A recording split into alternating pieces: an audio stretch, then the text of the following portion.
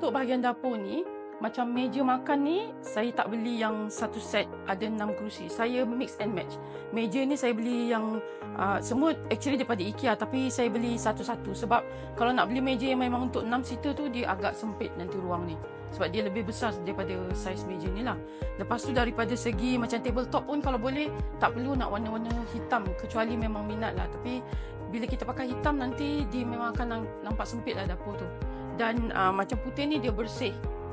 So itu yang paling penting sebenarnya. Bila kita nampak masuk dapur, dia akan terang. Lepas tu macam kalau boleh tingkap, kalau ada tingkap janganlah kita tutup, biarkan dia terbuka. Jadi udara tu akan sentiasa bertukar kan.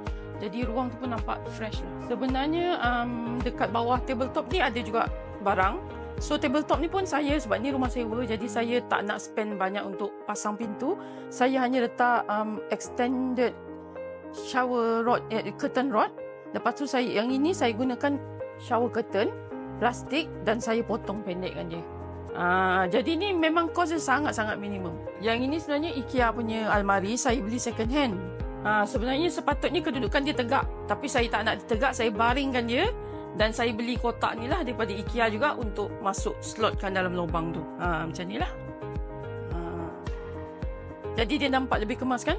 Lebih kemas dan lebih tersembunyi lah. Kesimpulan untuk dekor-dekor ni sebenarnya, first tentukan colour dan make sure pilih colour yang betul.